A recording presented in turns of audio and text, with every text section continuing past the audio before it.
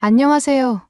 저는 롱광밍이라고 했습니다. 제 직업은 중국 내 각 지방의 문해율을 높이는 정책을 기획하고 또 현장에서 문자 교육 방법을 연구하는 일을 했습니다. 한마디로 말하면 중국인의 문자를 널리 보급하고 우리의 문자 문화가 얼마나 위대한지 알리는 역할을 맡고 있다고 할 수 있습니다. 그런데 요즘 들어 제 신경을 긁는 나라가 하나 생겼습니다. 바로 한국이라는 작은 나라입니다. 저는 원래 한국에 대해 별 관심이 없었습니다. 어차피 예로부터 조공이나 바치던 변방의 소국일 뿐이라고 생각했기 때문입니다. 더욱이 중국은 수천 년간 황제를 중심으로 중원을 통치하며 세계의 중심이었던 나라입니다. 제가 보기엔 동아시아에서 제일이라고 하면 당연히 중국이어야 하고 역사와 문화의 정통성도 중국이 독식해야 한다고 여겨왔습니다. 그런데 요 며칠 사이에 사람들이 한국의 여러 가지를 칭찬하며 열광하는 모습을 보면서 제 마음속에 불편한 감정이 꿈틀대기 시작했습니다. 처음에는 한국 드라마와 음악이 세계 시장을 휩쓸었다는 이야기를 듣고도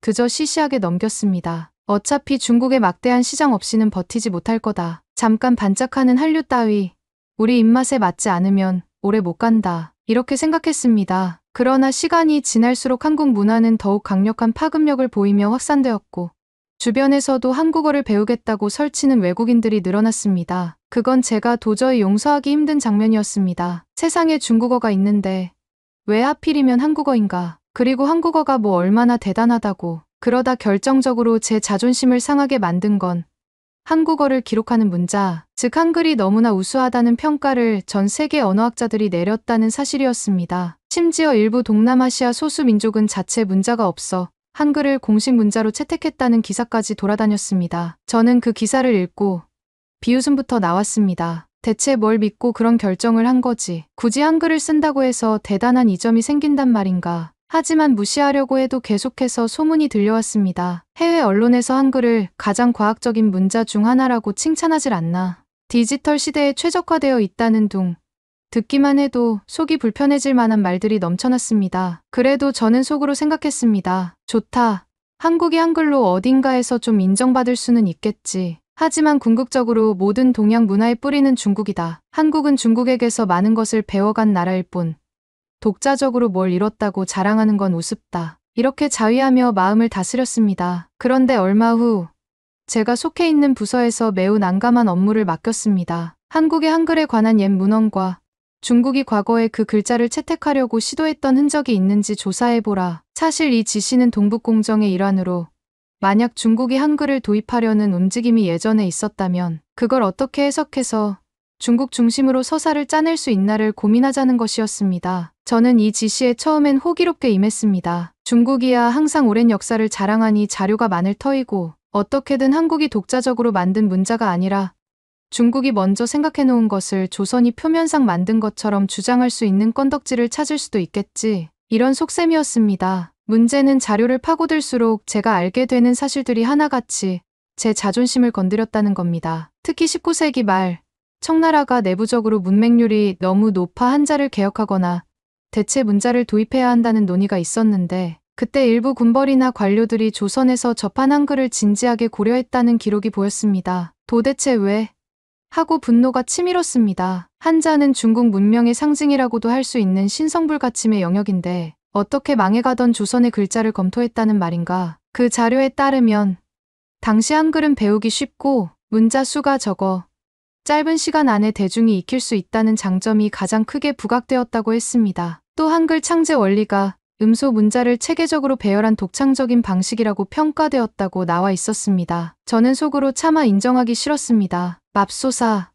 그래도 그렇지. 한자는 수천 년의 역사 속에서 쌓아 올린 심오한 문자이고 한글은 조선이 어떻게 만들었는지 모를 짧은 역사의 문자일 뿐 아닌가. 하지만 그 시기 중국 내부의 일부 지식인은 한자를 개혁하거나 아예 대체할 수 있는 방편으로 한글을 눈여겨봤다는 거였습니다. 그러나 다행히도 결국 내부 반대가 거셌고 망한 나라가 쓰는 글자를 우리가 받아들일 수 없다는 분위기가 커지면서 공식적으로 한글을 채택하는 일은 무산되었다고 자료에 적혀 있었습니다. 저는 그 부분에서 약간 안도의 한숨을 내쉬었습니다. 만약 중국이 실제로 한글을 받아들여버렸다면 제가 이토록 호기롭게 한자를 자랑하며 살 수 있었을지 의문이었습니다. 조사를 계속하다 보니 1950년대에도 비슷한 움직임이 있었다는 사실을 접하게 되었습니다. 전쟁과 혼란 속에서 문맹률 문제를 해결하려고 문자 개혁을 추진했던 사람들이 잠깐이긴 해도 한글을 염두에 뒀다는 거였습니다. 저는 그때도 기가 막혔습니다. 한국이 전쟁으로 폐허가 된 상황이었는데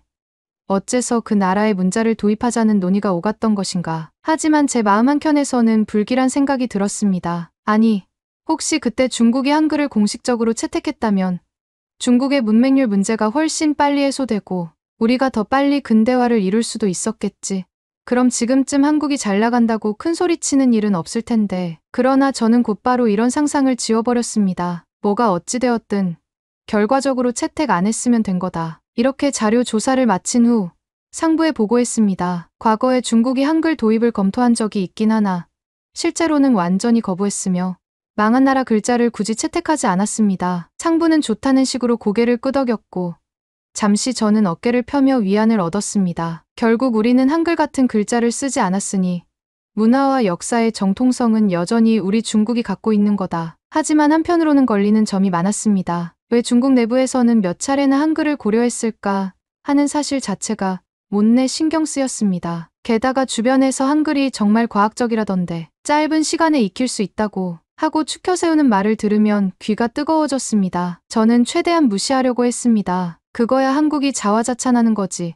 사실 한자가 훨씬 더 오래되고 우월한 문자인데. 그러나 어느 모임에서 일본인 지인이 일본도 한자를 사용하지만 정작 문맹률을 낮추는데 시간과 비용이 많이 든다. 한국처럼 음소 문자 기반인 히라가나가 있지만 그것만으로 모든 걸 다 해결하지는 못한다. 그런데 한국은 한글이 있어서 문맹률이 급격히 떨어졌다는 말이 있다. 라고 말하는 걸 듣고 전혀 상관없는 제가 뜨끔해지고 말았습니다. 그렇다면 중국에서도 한글을 쓰면 문맹률을 쉽게 낮출 수 있다는 얘긴가. 이런 생각이 들자 기분이 나빠졌습니다. 중국인으로서 저는 늘 세계에서 가장 우수한 문명을 가졌다고 자부해왔습니다. 음식, 전통, 음악, 미술, 어느 분야를 봐도 중국은 광활한 땅과 인구를 자랑하며 수많은 업적을 이뤄냈습니다. 그런데 사소하게만 보였던 문자 문제에서 전 세계가 한국의 한글을 주목하고 칭찬하고 심지어 일부는 제도권 문자로 채택까지 해버렸다는 소식을 듣게 되니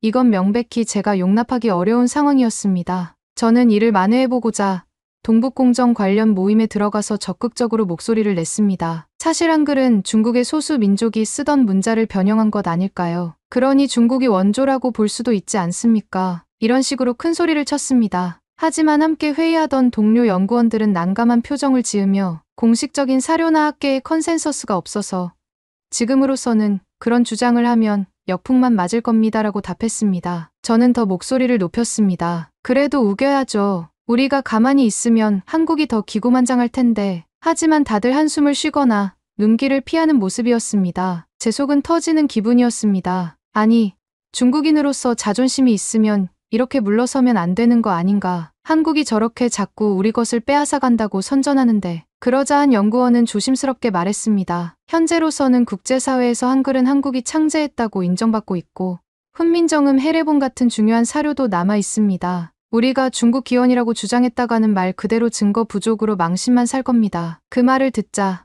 제가 망연자실해졌습니다. 정말 방법이 없는 걸까? 그러나 저는 포기하지 않았습니다. 이번에는 제가 직접 한국을 담당하는 학자와 인터뷰를 시도했습니다. 공식적으로는 중국과 한국 간 문자 교류 협력을 위해 한글을 좀 더 깊이 이해하고 싶다라는 명분을 내세웠지만 실은 한국 측의 빈틈을 찾아내고자 한 게 컸습니다. 만약 그들이 한글 기원에 대해 애매하거나 한자를 많이 참고했다고 털어놓는다면 그걸 기사화해서 결국 한글도 중국 한자가 아니면 안 된다라는 프레임을 만들어낼 수 있겠지. 이런 마음이었습니다. 인터뷰에서 한국 학자는 비교적 온화하고 친절하게 답했습니다. 한글은 음소 문자라 한자와는 완전히 다른 구조입니다. 창제 당시에도 백성들이 쉽게 배울 수 있도록 만든 것이고 그 덕에 한국에서는 문맹률을 빠르게 낮출 수 있었습니다. 저는 바로 반문했습니다. 그래도 조선시대에는 한자도 많이 썼으니 결국 한자의 영향을 받았다는 것 아닙니까? 그 학자는 웃으며 그 시대에 한자를 썼다는 것과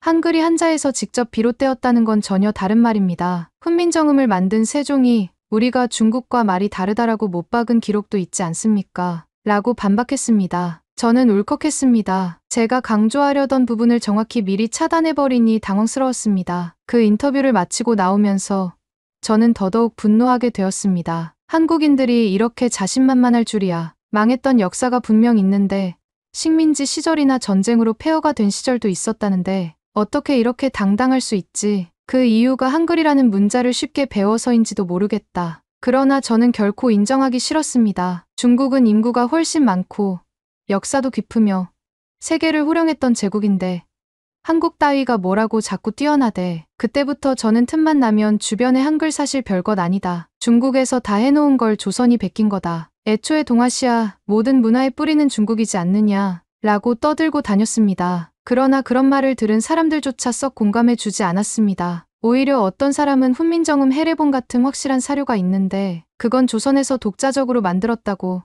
누구나 아는 사실 아니냐. 괜히 중국이 원조라 우겼다가는 국제적 망신만 당할 것이라고 말했습니다. 저는 그 말을 듣고 치가 떨렸습니다. 국제적 망신이라니. 이건 중국의 자존심이 달린 문제다. 하지만 세상이 생각보다 만만치 않았습니다. 특히나 최근 인도네시아 소수 민족이 한글을 공식 문자로 채택했다는 소식이 커다란 이슈로 떠오르고 인터넷 커뮤니티마다 한글 대단하다 한국어 최고 같은 찬사가 빗발치자 저는 이가 갈렸습니다. 이제는 한글이 다른 나라 문자까지 대체한다고 떠드는 모양새라니 대체 어떻게 된 일인가. 게다가 한국 측에서는 자신들이 과거에 조공을 바친 적이 있더라도 스스로 독립적인 문화와 언어를 발전시켰다고 주장합니다. 전 세계 언어학계 역시 대체로 한글의 독창성을 높게 평가하고 있습니다. 이를 어떻게든 뒤집어 엎고 싶었지만 저에게는 뾰족한 수가 보이지 않았습니다. 그리고 저는 영국의 학술 세미나에 초청받았을 때 기를 쓰고 한글에 대해 도발적인 질문을 던졌습니다. 결국 한글도 중국에서 쓰던 한자의 원리를 응용한 것 아니오. 동양에서 문자를 논하면 모두 중국의 영향권 안에 들어가야 하는 것 아닌가. 이런 식으로 몰아세웠습니다. 그러나 한국 측 발표자는 차분하게 한자는 표의나 상형 문자의 전통이 있고 한글은 음소 문자를 조합하는 체계적 구조이므로 근본적으로 다르다라고 설명했습니다. 저는 질릴 정도로 익숙한 대답이었지만 거기서 더 어떻게 반박할 수도 없었습니다. 세미나가 끝나고 제가 그 발표자에게 다시 다가가 소리쳤습니다. 원래 조선은 중국의 속국이었으니 조선의 글자인 한글도 중국의 글자라고 봐야 하지 않습니까? 그러자 그 발표자는 놀란 표정으로 역사적으로도 조공 관계였다는 설은 있지만 속국이라는 말에는 많은 이견이 있고 무엇보다 한글은 조선에서 독자적으로 창제했다는 사료가 확실하죠라고 답했습니다. 저는 화가 머리끝까지 치솟아 목소리를 높이며 한국이 자료를 조작했을지 어떻게 압니까? 어쨌든 우리 중화 문명 권역 안에서 생겨난 거니 그 뿌리는 중국에 있다고 보는 게 옳지 않습니까? 하고 계속 우겼습니다. 그런데 주변에서 저를 이상한 눈초리로 쳐다보길래 더는 버틸 수 없었습니다. 그 순간 저는 모멸감과 수치심에 휩싸였습니다. 분명 저는 중국을 옹호하고 중국의 자존심을 지키기 위해 최선을 다했는데 돌아오는 건 웃음거리 취급이었습니다. 세미나가 끝나고 나오는 길에 어떤 서양학자가 제게 조용히 다가와서 중국은 이미 훌륭한 문화를 가지고 있는데 왜 굳이 다른 나라 문자를 자기 것이라고 주장하려고 하죠? 대외 이미지가 안 좋아질 텐데 라고 묻자 저는 아무 말도 하지 못했습니다. 그래도 저는 멈출 마음이 없습니다. 세상이 뭐라 해도 한국 따위가 중국을 넘어서려 한다는 사실만으로도 저를 분노하게 만듭니다. 이미 한국의 콘텐츠, 음식, 음악이 전 세계에서 인기를 끌고 있습니다. 이젠 한글까지 여러 나라에서 주목하는 판국이 되었는데 이것을 제가 그대로 두고 볼 수는 없습니다. 저는 계속 목소리를 높일 겁니다. 한글 같은 것은 중국이 원조다. 역사적 증거가 부족해 보이는 건 그동안 우리가 찾지 못했을 뿐이다. 이렇게 억지로 주장하며 제 자존심을 지킬 겁니다. 중국 사회 내부에서도 젊은 학자들이 굳이 한글을 중국의 것으로 만들 필요가 없다. 이미 중국은 한자로도 충분히 세계에 자랑할 만한 문화를 가지고 있는데 증거도 없는 주장을 하면 역효과만 난다라고 말하기 시작했습니다. 그럴 때마다 저는 귀를 닫았습니다. 중국이 세계의 중심이라는 사실을 흔드는 목소리는 일절 듣고 싶지 않다. 그러던 중 한국에 유학을 다녀온 지인이 제게 말했습니다. 한국은 한글이 있기 때문에 초등 교육 단계에서 빠르게 읽고 쓰는 법을 가르칠 수 있다고 하더라. 그래서 젊은 세대가 지식을 습득하는 데 상당히 빠른 편이래. 저는 발끈하며 중국은 인구가 워낙 많아 교육에 시간이 많이 드는 거다. 그리고 한자도 익숙해지면 미학적이고 깊은 맛이 있지 않나 라고 답했습니다. 지인은 웃으며 물론 한자는 멋지고 의미가 깊다. 그런데 배우기 어려우니 문맹 퇴치 관점에선 한글이 유리하다는 말이잖아라고 말했습니다. 저는 대답할 말이 궁해졌지만 억지로 한글이 아무리 쉬워도 결국 모든 뿌리는 중화 문명이다. 한국인들은 그걸 애써 부정하며 정신승리를 하는 거다라고 목소리를 높였습니다. 지인은 아무 말도 하지 않았고 그 침묵이 더욱 제 자존심을 긁어댔습니다. 그 후로도 기회만 되면 저는 여러 사람 앞에서 되풀이했습니다. 한국이라는 나라는 중화 문명 없이 존재할 수 없었다. 결국 그들이 자랑하는 한글조차 우리 영향권 안에서 생겨난 것. 아무리 주위에서 그 근거가 뭐냐라고 물어도 저는 황당무계한 소리를 늘어놓으며 자리를 떠났습니다. 한자와 한글의 차이점을 논리적으로 설명해주는 사람들 앞에서도 저는 한국이 과장하고 있을 뿐 언젠가 진실이 드러날 것이라고 외쳤습니다. 그러던 어느 날 해외 유명 언어학자가 쓴 글을 접했습니다. 글 내용은 한글은 음소 문자로서 디지털 시대에도 호환성이 좋고 조합이 자유로워 새로운 어휘를 만들어내기 쉽다. 또한 타 언어를 표기하기도 용이한 구조다라는 것이었습니다. 그 학자는 한글이 한국이 세계에 내놓은 가장 독보적인 자랑거리 중 하나라며 매우 긍정적으로 평가했습니다. 저는 기가 막혀서 글을 덮어버렸습니다. 서양 학자가 뭘 안다고. 결국 서양인은 동양 문자를 잘 모르는 거다. 한자가 얼마나 광범위하고 깊은 의미를 담고 있는데. 하지만 한편으로는 두려움도 스멀스멀 올라왔습니다. 혹시 정말로 한글이 그렇게 대단한 걸까? 인정하기 싫지만 요즘 중국에서도 젊은이들은 영어와 병행해서 한국어까지 배우는 사람들도 있다고 합니다. 그들은 한국 문화를 소비하기 위해 스스로 한글을 익힌다고 합니다. 대체 왜? 중국어와 한자가 얼마나 근사한데 굳이 한국 문자를 배워야 하나? 분노가 치밀었지만 저로서는 막을 수가 없었습니다. 저는 다시금 연구회의 문을 두드렸습니다. 중국이 그냥 한글이 중국 것이라고 공표해버리면 안 됩니까? 그렇게 동북공정을 추진하면 한국이 더 이상 큰 소리 못 치지 않겠습니까? 그러자 연구회 책임자는 난처한 표정을 지었습니다. 지금 국제사회가 다 지켜보는데 아무런 근거 없이 그렇게 주장했다가는 우리가 오히려 황당한 나라로 낙인 찍힐 거다. 한국은 이미 세계 여러 나라와 학술 교류를 통해 한글의 기원과 우수성을 인정받았기 때문에 우리가 함부로 덤볐다간 역풍만 더 거세질 거다. 이 말을 들은 저는 속으로 부글부글 끓었습니다. 이건 중국이 자존심을 버리라는 소린가? 왜 이렇게들 소극적이냐? 아무도 제 의견에 적극적으로 동조해주지 않자 저는 스스로 인터넷에 들어가서 중국의 극단적 주장을 펼치는 집단을 찾았습니다. 거기서는 한글은 원래 고대 동북 지역의 어느 문자를 모방해 만든 것이라고 주장하는 글도 있고 세종이 독자적으로 만들었다는 것은 거짓이며 실제로는 중국의 모 문헌에 근거했다라는 우스운 이론도 있었습니다. 저는 사실 근거가 부족하다는 걸 알면서도 그런 이야기에 필사적으로 매달렸습니다. 그래, 언젠가는 우리가 증명해낼 수도 있잖아.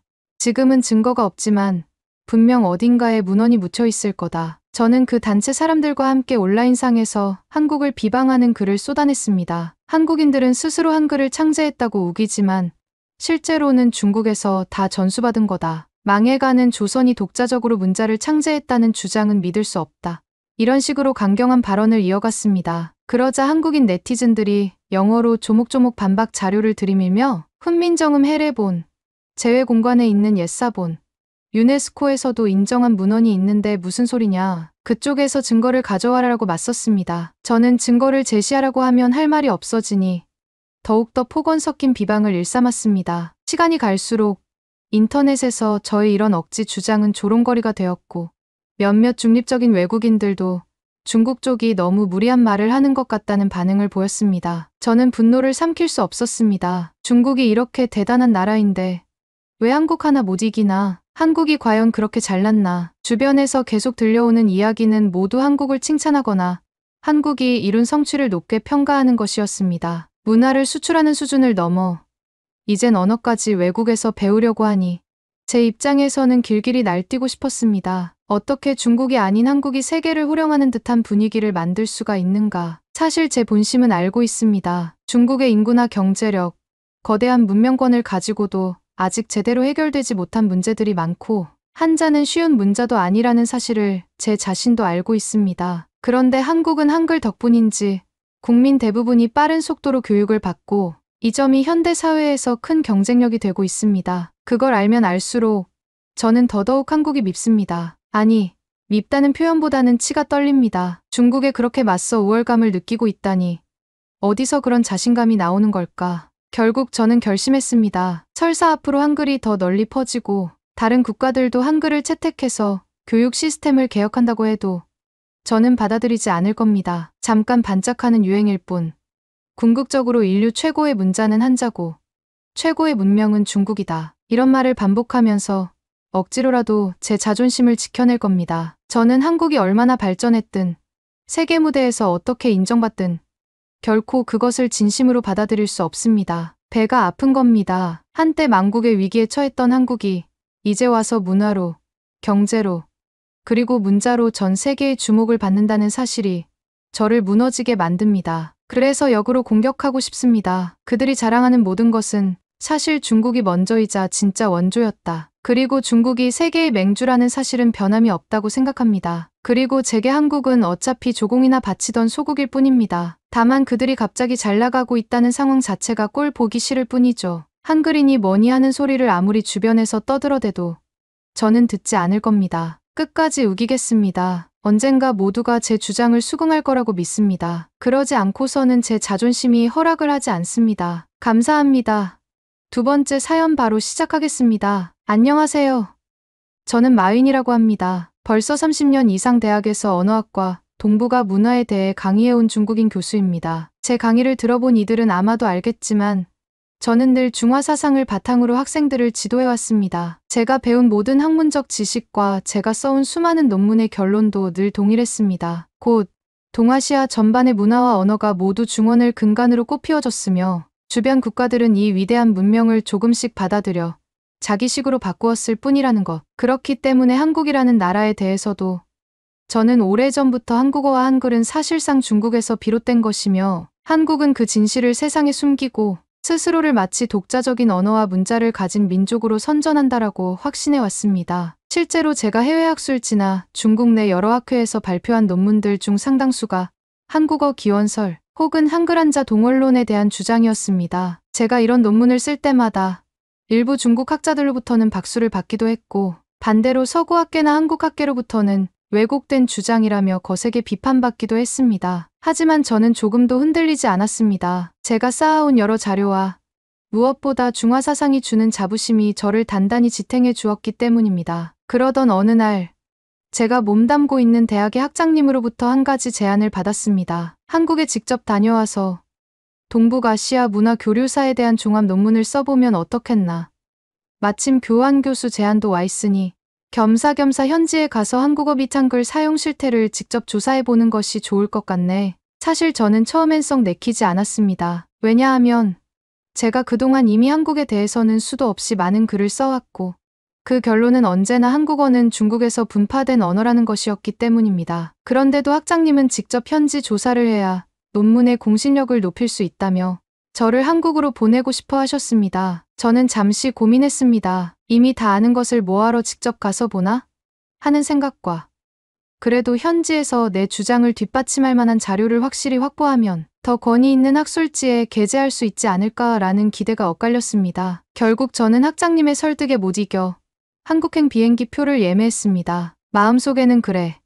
가서 똑똑히 보고 와야지. 한국에서 실제로 쓰이는 그들만의 문자가 과연 얼마나 자신들 것인지 내가 가서 증명해 보이리라 하는 오기가 솟았습니다. 그리고 솔직히 말씀드리자면 이제는 더 이상 한국이 발뺌 못하도록 뿌리를 밝혀버리겠다는 마음도 있었습니다. 문제는 출발 전부터 묘한 기분이 들었다는 점입니다. 주변 교수들이나 지인들이 하나같이 제게 요즘 한국이 관광대국이 됐다더라. K-드라마, K-팝, 한식 이런 것들이 전 세계인을 사로잡고 있다더라. 같은 말을 들려주었습니다. 저는 속으로 킥킥 비웃었습니다. 한국이 중국보다 우월하다는 소린가?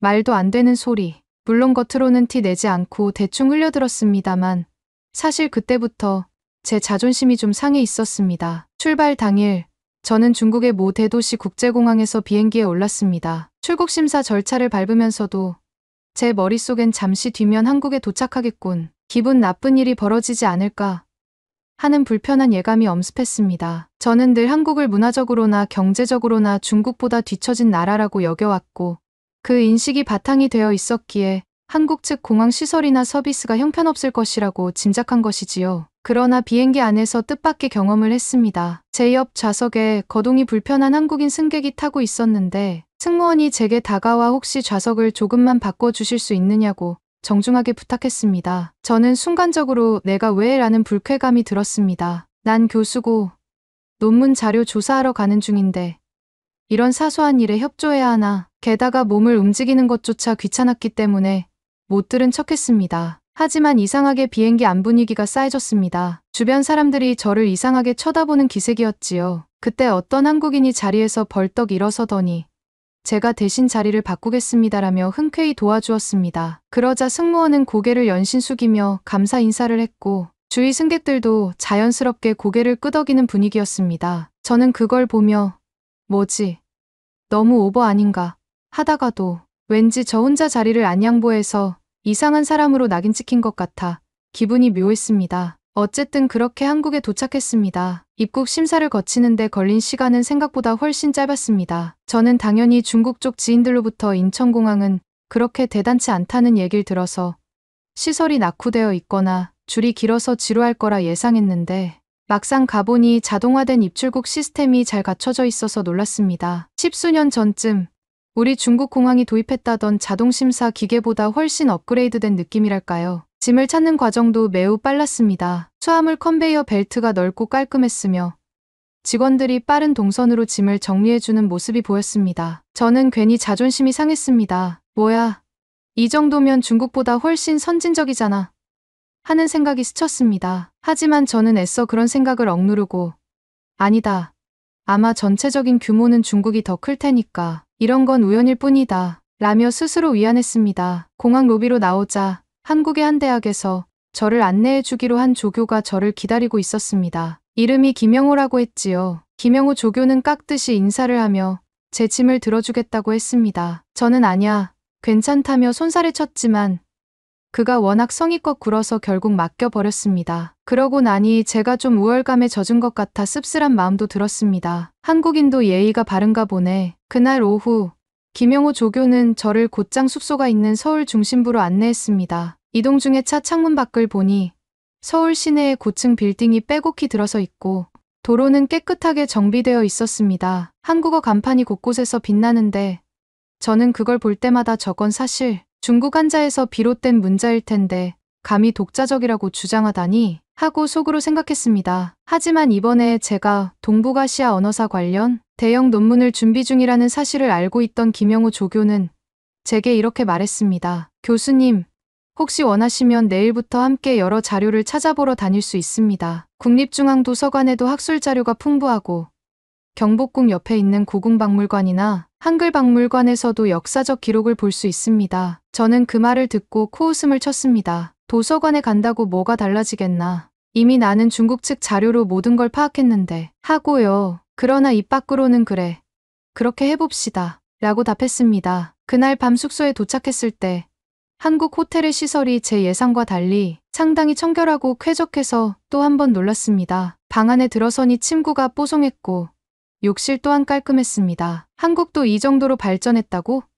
저는 늘 강의실에서 중국의 위대함을 설파하며 주변국은 미개하거나 적어도 우리보다 한참 뒤떨어진다는 투로 이야기해왔는데 막상 겪어보니 조금 당황스럽더군요. 물론 그렇다고 제가 그 순간부터 한국을 높이 평가하게 된 건 아니지만요. 그냥 좀 의외였다고나 할까요. 다음 날 아침 김영호 조교가 오늘은 전통시장을 먼저 둘러보는 게 어떻겠습니까? 교수님께서 한국인들의 생활과 언어 사용 실태를 직접 보시면 좋을 듯합니다라며 제안했습니다. 저는 내키지 않았지만 그래도 현지 조사를 해야 논문이 권위가 생기지 하는 생각에 따라 나섰습니다. 전통시장이라면 보통 수십 년, 수백 년의 역사가 깃든 장소일 텐데 어차피 이런 곳은 지저분하고 소란스럽기 마련이라고 생각했습니다. 중국 쪽 재래시장과 비슷하겠지. 그런데 막상 광장시장이라는 곳에 가보니 상인들이 모두 깔끔한 위생 장비를 갖추고 있었습니다. 음식 재료를 다루는 분들은 비닐 장갑을 끼고 있었고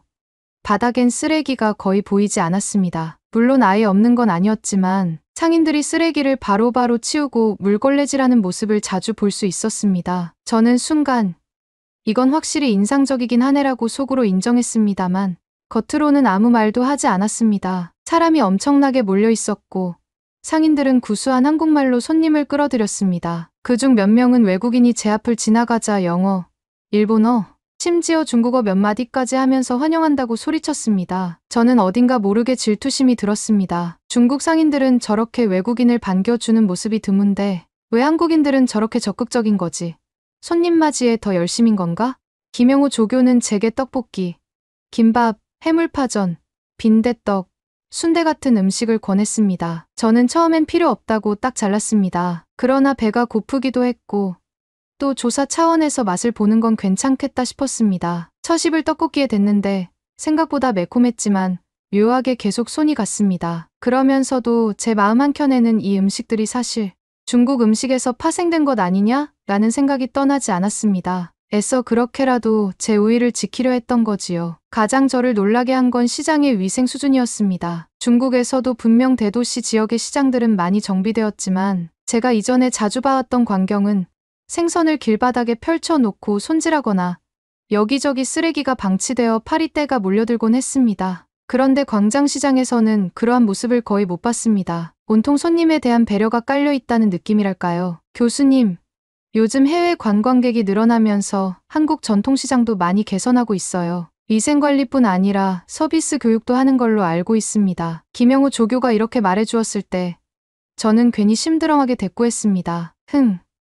그래봤자 뿌리는 중국이겠지. 그는 당황한 표정을 지으며 네 문화 교류가 있었다는 건 당연히 인정합니다만 한국은 오랜 세월 독자적으로 발전한 부분도 많으니 한번 자세히 둘러보시지요. 하고 답했습니다. 저는 속으로 독자적이라니 웃기는 소리 라며 무시했습니다. 그 다음으로 이동한 곳이 광화문 광장이었습니다. 때마침 무슨 한글 축제 같은 행사가 열리는 모양이었는데 수많은 외국인 관광객이 몰려들어 북적거렸습니다. 저는 깃발과 현수막에서 보이는 한글이라는 글자를 보면서 저건 애초에 훈민정음이라 하여 중국 문자의 변형 아니었나?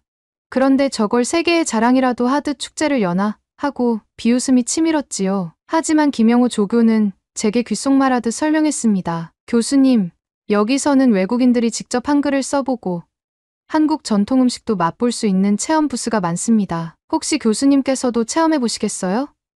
저는 코웃음을 쳤습니다. 이런 유치한 보여주기식 행사로 뭘 알 수 있나. 하지만 이미 이곳에 왔으니 외국인들이 한국을 어떻게 생각하는지 그리고 한국어라는 것에 대해 어떤 인식을 갖고 있는지 직접 들어보는 것도 논문 자료로 쓸 만하다고 판단했습니다. 그래서 몇몇 유럽인으로 보이는 관광객들에게 다가가 중국어 혹은 영어로 말을 걸어봤습니다. 당신들은 한국에 왜 왔습니까?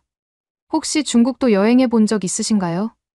처음엔 다들 친절하게 웃으며 대답했는데 그중 한 프랑스인 남성이 제가 중국에 대해 묻자마자 굳은 표정을 지었습니다. 그리고는 중국은 다시는 가고 싶지 않다고 말했습니다. 저는 조금 놀라서 왜 그러시죠? 하고 되물었습니다. 그러자 그 네덜란드인은 과거 중국을 여행했을 때 겪은 일을 이야기해 주었는데 공항 입국 심사에서 몇 시간을 기다리면서 별 설명도 받지 못한 채 무례한 대우를 당했고 시내 곳곳에서 사람들이 길에 침을 뱉고 아이가 거리에서 대변을 보는 것도 목격했으며 호텔 청결 상태가 말도 못하게 나빴다는 겁니다. 게다가 소매치기를 당했을 때 현지 경찰서 직원들이 제대로 협조해 주지 않았다며 중국 여행은 내 인생 최악이었다고 했습니다. 저는 순간 얼굴이 화끈거렸습니다. 하지만 곧바로 그건 당신이 운이 없었던 거다. 중국은 워낙 넓고 지방마다 상황이 다르다. 너무 일반화하지 말라. 고 항변했습니다. 그러자 네덜란드인은 하지만 내가 체험한 건 사실이고 주변에도 비슷한 경험을 한 여행자들이 많다고 했습니다. 그때 불쑥 주변에 있던 다른 외국인들이 끼어들어 자기들도 비슷한 이야기를 덧붙였고 그래서 한국으로 왔는데 한국은 너무나 청결하고 안전하고 사람들도 친절해서 좋다고 찬사를 보냈습니다. 저는 갑자기 격분한 마음에 들고 있던 커피를 그 외국인에게 확 끼얹을 뻔했습니다. 실제로 손이 부들부들 떨려서 커피가 넘칠 뻔했지요. 하지만 김영호 조교가 잽싸게 제 손을 막고는 교수님, 이러시면 안 됩니다 라며 제지했습니다. 저는 좀 흥분해서 소리를 질렀습니다. 이 사람들 진실을 모르면서 함부로 중국을 욕하다니 어딜 감히. 그러자 주변 사람들이 웅성거리기 시작했습니다. 외국인들도 당황한 기색을 보였지요. 결국 저는 김영호 조교를 따라 광화문 광장 한쪽에 있는 벤치로 피신하듯 이동했습니다. 벤치에 앉아 가만히 주변을 둘러보니 여전히 수많은 관광객이 한글 체험 부스에서 웃으며 사진을 찍고 있었습니다. 어떤 이들은 한국 전통 의상인 한복을 빌려 입고 좋아서 어쩔 줄 몰라 했습니다. 그 광경이 어찌나 대비적으로 느껴지던지 저는 안 그래도 불쾌한 기분이 더 커졌습니다. 저 한복이라는 것도 사실은 중국 한푸에서 파생된 거 아니었나? 그런데도 저들은 마치 자기네 전통이라고 자랑하잖아. 얼마나 뻔뻔한가. 화를 사귀지 못한 채 앉아 있으려니 김영우 조교가 조심스럽게 제게 말을 걸었습니다. 교수님, 혹시 지금 상태로는 취재나 조사가 어렵지 않겠습니까? 옷도 국물이 좀 묻으셨고 가까운 한복 대여점이 있으니 우선 갈아입고 마음을 추스르시는 게 어떨까요? 저는 그제야 가슴이 쿵쾅댄다는 걸 깨달았습니다. 참, 내가 여기까지 와서 왜 이 난리인가 싶어 일단 옷을 갈아입어야겠다고 생각했습니다. 대여점에 도착했는데 김영우 조교가 한복을 빌려 제게 건네는 겁니다. 저는 아니, 중국 전통복을 흉내낸 이 옷을 내가 왜 입어야 하냐고 내심 생각했지만 마땅히 갈아입을 다른 옷도 없었고 또 조교가 계속 권유하니 할 수 없이 입었습니다. 치수도 딱 맞지는 않았고 옷고름 매는 것도 어색했지만 입고 나와 거울을 보니 생각보다는 나쁘지 않았습니다. 그 모습으로 다시 광화문 광장 쪽을 지나가니 어떤 외국인 관광객들이 한복 정말 예쁘다라며 사진을 같이 찍자고 요청해 왔습니다. 저는 당황해서 이건 사실 중국 한푸에서라고 말하려다가 그냥 입을 다물었습니다. 괜히 또 시비가 날 것 같았기 때문입니다. 그러자 그 외국인들은 저를 보고 연신 뷰티풀이라고 감탄하며 인증샷을 찍어갔습니다. 참 어이없기도 하고 한편으로는 제가 마치 한국 문화 홍보대사라도 된 듯한 기분이 들어 기막혔습니다. 그렇게 우여곡절을 겪고 나니 하루가 훌쩍 지나갔습니다. 제가 몸담은 학과에서 요구한 한국어 기원 관련 자료조사는 아직 본격적으로 시작도 못 해봤습니다. 그래서 다음 날 저는 본격적으로 자료를 찾으러 국립중앙도서관으로 향했습니다. 김영우 조교가 안내해 주었고 도서관 내부에 들어가자 다국어 자료실, 고문원 자료실 등 세분화된 공간이 있었습니다. 저는 그중 동아시아 언어사 자료가 있는 서가로 갔습니다. 거기서 수십 권의 역사서와 언어학 논문집을 살펴보는데 생각보다 중립적이거나 한국 쪽 주장을 뒷받침하는 사료가 매우 많았습니다. 특히 한글은 15세기 조선 세종대왕에 의해 창제된 문자로 한자의 음과는 별개로 백성들이 쉽게 배울 수 있도록 고안되었다라는 내용의 고문원이 문에 자주 띄었습니다. 또한 서양학자들이 쓴 논문 중에도 한글은 세계적으로 뛰어난 문자 체계이며 중국 문자의 변형이 아닌 독자적 창작물이라는 결론을 낸 것들이 즐비했습니다. 저는 보면서도 믿고 싶지 않았습니다. 이건 그냥 한국 중심의 사관으로 쓴 자료겠지 하고 넘어갔습니다. 그래도 혹시 모르니 스마트폰으로 사진을 찍어 두기도 했습니다. 나중에 중국에 돌아가서 제가 직접 반박 논문을 쓸 때 근거 자료로 쓸 생각이었지요. 그렇게 도서관 조사를 마치고 나오는 길에 김영우 조교가 교수님, 한글박물관이라는 곳도 있습니다. 거기 가시면 훈민정음 창제 당시의 과학적 근거, 그리고 창제 원리에 대한 전시물이 있으니 직접 보시는 게 좋겠습니다라고 했습니다. 저는 내키지 않았지만 그래, 한번 가보자. 뭐 별거 있겠나 라며 동행했습니다. 한글박물관에서는 훈민정음의 창제 원리, 즉 자음과 모음의 기본 자형이 사람의 발음 비관이나 음성학적 구조를 본떠 만들었다는 것을 상세히 설명해 놓았습니다. 각각의 자음 문자가 혀와 입의 모양을 상징적으로 표현했으며 모음도 천지인의 사상을 반영했다며 그 과정이 매우 독창적이라고 했습니다. 이를 증명하는 옛 기록들과 실물 유물까지 전시되어 있었고요. 심지어 한편에는 중국 문자와의 차이점이라는 섹션이 따로 있어서 한자와 한글은 원리적 기원이 전혀 다르다라고 설명했습니다. 그 글귀를 보자마자 저는 기가 막혀서 비웃음을 쳤습니다. 거짓말이야. 분명 한자에서 영향을 받았을 텐데 한국인들이 자기 공로를 너무 과장하는 거야 하고 속으로만 생각했습니다. 실제로는 이런 생각을 공공연히 말하면 또 괜한 시비가 날 것 같아 입을 꾹 다물었습니다. 물론 전시 해설사가 옆에서 열심히 설명해 주었지만 저는 귓등으로도 듣지 않았습니다. 나는 원래 내 결론이 있으니까 괜히 휘둘릴 필요 없어라고 스스로 되뇌었습니다. 그러다 박물관 한쪽에서 한국인과 외국인이 동시에 시청각 자료를 보고 와 이건 정말 독창적이다라고 감탄하는 걸 봤는데 왜 그렇게 화가 치밀어 오르던지 모릅니다. 마치 중국 문자가 열등하다는 식으로 들려서 속이 부글부글 끓었지요. 어쨌든 박물관에서 나왔을 때 이미 시간은 오후를 훌쩍 넘어 있었습니다. 저와 김영우 조교는 늦은 점심을 먹으러 근처 음식점에 들어갔습니다. 한식당이었는데 반찬이 10가지 넘게 깔리고 주인 아주머니가 더 필요한 거 있으면 말씀하세요라고 친절히 권유했습니다. 솔직히 김치며 나물무침, 찌개 등의 맛이 나쁘지 않았습니다. 중국 음식과는 좀 다른 개성적인 양념이 느껴졌습니다. 그러나 저는 여전히 마음 한켠에 불편함이 가시지 않아 뭐 그럭저럭 먹을 만하네 정도로만 말했습니다. 김영호 조교는 점심 식사 후 한적한 찻집으로 저를 데리고 가서 조심스럽게 물었습니다. 교수님, 오늘 박물관 자료를 직접 보신 소감이 어떠신가요? 저는 단칼에 잘라 말했습니다. 내 생각이 바뀔 일 없어.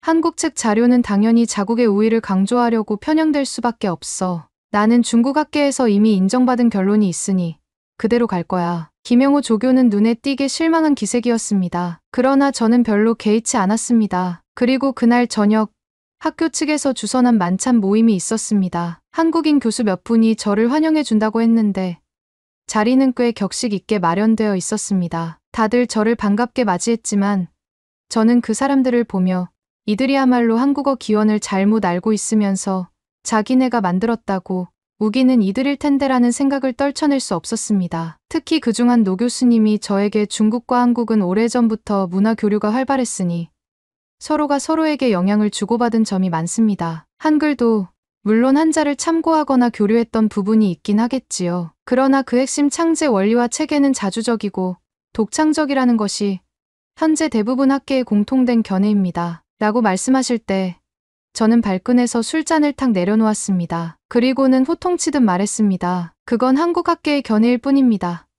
제가 중국에서 30년 넘게 언어학을 연구했는데 한글은 결코 독자적으로 창제된 게 아니고 중국 문자의 방언적 변형에 불과해요. 서양 학자들이 뭐라고 하든 그건 잘 모르는 상태에서 쓴 글입니다. 중국 쪽 학계와 자료를 전부 검토해 보시면 결론은 자명합니다. 갑자기 자리가 싸해졌습니다. 주최 측 교수들이 서로 눈치를 보더군요. 그 노 교수님은 눈살을 살짝 찌푸리며 부드러운 어조로 말했습니다. 마윈 교수님께서 어떤 연구를 해오셨는지는 존중합니다만 지금 현재 전 세계적으로 검증된 수많은 사료와 언어학적 분석 결과는 훈민정음이 독자성 높은 문자 체계라는 사실을 지지하고 있습니다. 게다가 유네스코에서조차 한글의 독창성을 인정한 상황입니다. 저는 더 이상 들을 수가 없어서 자리를 박차고 일어나고 싶었지만 공식 만찬 석상이어서 꾹 참았습니다. 속으로는 이 한국인들은 끝까지 자기들이 옳다고만 주장하네. 아주 교만하기 짝이 없군 하고 생각했지요. 다음 날 조금이라도 다른 각도의 자료를 찾아볼 요량으로 대학 연구실에 앉아 한국 측 교수들이 정리해 놓은 논문과 사료들을 다시 훑어봤습니다. 혹시 여기서 뭔가 허점이 나올 수도 있지 않을까 하고 말이지요. 그런데도 어디를 봐도 한글은 조선 세종이 독자적으로 창제했다라는 결론뿐이었습니다. 그렇다고 제가 한국의 일반 민중들의 사고방식을 조금이라도 이해하게 됐느냐 하면 전혀 그렇지 않았습니다. 이날도 저는 숙소에서 택시를 타고 시내 한복판을 지나다가 수많은 관광객이 서울 거리를 누비며 기념사진을 찍고 즐기는 광경을 보고 묘한 열등감에 사로잡혔습니다. 아니, 왜 이렇게 많은 외국인이 한국에 몰려드는 거지? 이들이 전부 조선족이나 한자를 모르는 사람이라 한국어가 독자적이라고 믿게 된 건가 하는 억지스러운 생각까지 들었습니다. 며칠 뒤 저는 다시 광화문 광장을 찾았습니다. 이번엔 특별한 행사가 없었지만 여전히 많은 외국인이 광장을 오가고 있었습니다. 저는 혹시 중국을 여행한 경험이 있는지 물어보며 그들의 반응을 살폈습니다. 안타깝게도 꽤 많은 이들이 중국은 공기 오염이나 혼잡함 때문에 불편했다라고 말하거나 관광객에 대한 친절도가 한국이 더 높은 것 같다라고 이야기했습니다. 저는 속이 끓어서 견딜 수 없었습니다. 급기야한 외국인이 중국보다 한국이 전반적으로 더 깨끗하고 안전해서 좋다고 직설적으로 말했을 때 저는 또다시 언성을 높였습니다. 그건 당신이 중국을 피상적으로만 본 거야. 제대로 된 중국 문화, 역사, 음식의 진수를 맛보지 못했으니까. 상대는 당황해하며 그냥 제가 겪은 경험을 말씀드린 겁니다라고 했지만 저는 이미 정신이 반쯤 나가 있었습니다. 결국 그 광장 한복판에서 다툼 직전까지 갔고 옆에 있던 김영호 조교가 저를 필사적으로 뜯어말려 간신히 큰 소동 없이 수습되었습니다. 저는 씩씩거리며 도대체 이 한국 땅은 왜 이렇게 외국인에게 환영받고 우리 중국은 욕을 먹는 건가 하고 스스로에게 물었습니다. 그러나 저의 애국심과 중국 우월로는 꺾이지 않았습니다. 오히려 이 경험들을 통해 내가 이번 논문에서 한국이 어떻게 중국 문자를 베꼈는지, 한국어가 어떻게 중국어의 지류줄 내용인지 분명히 밝혀야겠다. 한국인들이 이렇게 거만하게 구는 걸 더 이상 두고 볼 수 없다라는 생각이 더욱 강해졌습니다. 그 후로 저는 학술적인 자료 수집이라는 명목으로 수일간 서울 여러 도서관과 박물관을 다니며 틈틈이 취재 형태의 인터뷰도 진행했습니다. 하지만 솔직히 말씀드리면 한국의 실상에 점차 익숙해질수록 제 마음속에는 두 가지 감정이 교차했습니다. 하나는 와, 한국이 생각했던 것보다 선진적이잖아. 왜 난 이 사실을 몰랐던 거지? 라는 의아함. 또 하나는 그래도 중국이 훨씬 더 크고 역사 깊은 나라라는 사실만은 변함없어. 한국인들이 일시적으로 주목받는다고 기고만장해지는 건 용납할 수 없어. 하는 분노에 가까운 자존심이었습니다. 그래서 결국 제 여행 마지막 날, 공항으로 돌아가기 전, 저는 김영우 조교에게 돌직구처럼 말했습니다. 김 조교, 나는 이번에 제대로 알았소. 한국은 자기 것이라 주장하는 게 너무 많아. 한복이고, 한글이고, 뭐든 스스로 만들었다고 떠벌리지만 사실 그 뿌리는 전부 중원 문명에 있어. 이건 내 평생의 확신이오. 난 아무리 자료를 봐도 그 본질을 바꾸지 않을 거요. 그 말에 김영우 조교는 한참을 말없이 저를 바라보다가 고개를 떨구며 작게 한숨을 쉬었습니다. 그러고는 교수님, 사실 제가 준비해 놓은 추가 자료들이 있습니다. 직접 중국과 한국의 학자들이 공동 연구한 결과도 있고요. 그걸 보시면 혹시 마음이 조금이라도 바뀌실지 모르겠습니다라고 조심스럽게 말했습니다. 하지만 저는 뿌리치듯 대답했습니다. 아니, 괜찮네. 나는 내 결론이 이미 서 있어. 더 볼 필요 없어. 그러고는 김영우 조교 손에 남은 서류 뭉치를 힐끗 쳐다보면서 내가 중국 돌아가서도 이 논문의 초고를 완성할 테니 공연히 나를 설득하려 들지 마. 라고 했습니다. 김영우 조교는 굳은 표정으로 예 알겠습니다. 라고 하더니 저를 공항까지 배웅해 주었습니다. 저는 택시 안에서 창밖을 내다보며 서울 거리의 빌딩숲, 화려한 간판들, 깔끔히 정돈된 인도, 그리고 여기저기 보이는 외국인 관광객의 행렬을 보면서도 전혀 감탄하지 않았습니다. 오히려 그래봐야 이 나라가 중국보다 더 오래된 문명을 지닌 건 아니잖아. 중화 사상 아래 들어와야 마땅하다. 라는 생각만이 맴돌았습니다. 인천공항에 도착해서 빠르게 출국 수속을 밟는 동안에도 저는 여전히 속으로는 인천공항이 아무리 잘나봐야 베이징이나 상하이 공항보다 뛰어날 리가 없다고 자유했습니다. 하지만 실제로 수속이 너무나 빠르고 시설이 깨끗하며 안내 표지판도 편리하게 되어 있으니 어쩔 수 없이 좀 부러움이 생기기도 했습니다. 저는 그걸 억지로 부정하고 싶었습니다. 마침 면세점 구역을 지나가는데 수많은 외국인들이 케이팝 음악이 흐르는 상점에서 굿즈나 화장품 등을 쇼핑하며 웃고 떠드는 장면이 보였습니다. 저는 저들은 왜 저렇게 좋아하는 걸까? 하는 의문과 함께 뭔가 심기가 불편해졌습니다. 중국이 문화적으로 전 세계를 제패할 날이 머지 않았다라는 생각으로 스스로 위안을 삼으면서 비행기 탑승구로 향했습니다. 비행기에 오르기 직전 이번 한국 방문을 통해 무엇을 얻었나 싶어 뒤돌아봤지만 솔직히 말씀드리면 저는 만족스럽지 않았습니다. 차라리 제가 찾은 한국 측 자료나 인터뷰 내용들을 토대로 이것 봐라. 한국은 전부 중국에서 기원했다고 증명할 만한 결정적 증거를 확보하지 못했기 때문이었습니다. 오히려 한국 쪽 사료들이 체계적으로 잘 정리되어 있어 제 기존 논문 주장을 정면으로 반박하는 내용이 넘치도록 많았습니다. 그렇다고 제가 마음을 바꿨느냐? 전혀 그렇지 않았습니다. 저는 끝까지 한국의 독자성을 인정할 수 없었습니다. 제 평생을 바쳐 연구해온 그리고 학생들에게 주입해온 한국어는 중국어의 파생이며 한글은 한자의 방언적 표기법에 불과하다라는 주장이 하루아침에 뒤집힌다면 제 모든 커리어가 무너질 것 같았기 때문입니다. 그래서 결심했습니다. 그래, 다시 중국으로 돌아가서 한국에서 확보한 자료 중 내 주장을 반증하는 것들은 대충 무시하고 나머지를 재해석해서 논문을 쓰겠다. 결국 역사는 해석의 문제고 나는 내 입장을 고수하면 되는 거야. 비행기가 활주로를 굉음을 내며 이륙하는 순간 창밖으로 보이는 서울 시내가 점점 작게 보였습니다. 안녕히 계세요. 한국. 당신들이 아무리 세계인에게 사랑받고 있다 해도 난 절대 당신들의 독자적 언어 창제 주장을 인정하지 않을 겁니다. 저는 속으로 이렇게 중얼거리며 창문을 획 닫아버렸습니다. 아마 이 글을 읽는 분들은 그럼 대체 마윈 교수는 이번 한국 방문에서 무엇을 배웠단 말인가?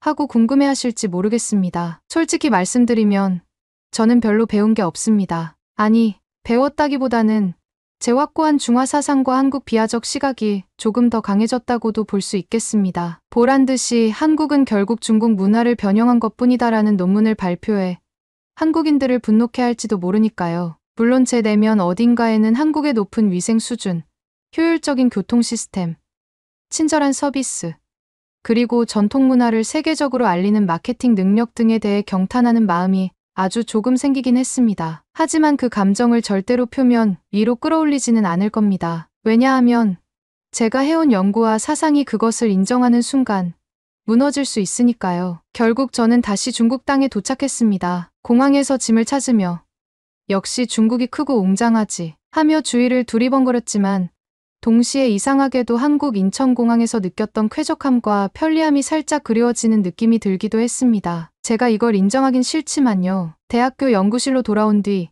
학생들이 제가 한국에서 어떤 새로운 자료를 얻었는지 궁금해했습니다. 저는 대수롭지 않게 별거 없었어. 한국인들이나 그 외국인 관광객들이 한국을 칭송하는 말만 넘쳐났지. 우리 중국과 비교해보면 여전히 미흡한 부분이 많더군. 하고 말했습니다. 다들 그렇군요 라며 고개를 끄덕였지만 사실 제 눈빛을 유심히 본 몇몇 제자들은 제가 무언가 찜찜해한다는 걸 눈치채는 듯했습니다. 아마도 시간이 좀 지나면 제가 한국에서 찍어온 사진들이나 수집한 자료들을 다시 뒤적여보게 될 날이 올지도 모르겠습니다. 그때 혹시 제가 한국의 독자성을 조금이라도 인정하게 되면 그건 마치 제 정체성이 흔들리는 일처럼 느껴질 겁니다. 그래서 저는 끝까지 뿌리치려 할 테고 제 논문에는 분명 한국어와 한글은 중국에서 기원했다는 기존의 결론이 담겨 있을 것입니다. 혹자는 마윈 교수는 정말 편견에 사로잡혀 있는 인물이구나. 뭐하러 한국에 갔다 왔나 라고 할 수도 있겠지요. 하지만 저는 학자로서 아니, 제 삶 전반에 걸친 사상을 쉽게 바꿀 마음이 없습니다. 한국을 인정하지 않고 끝까지 중국의 우월성을 주장할 겁니다. 감사합니다.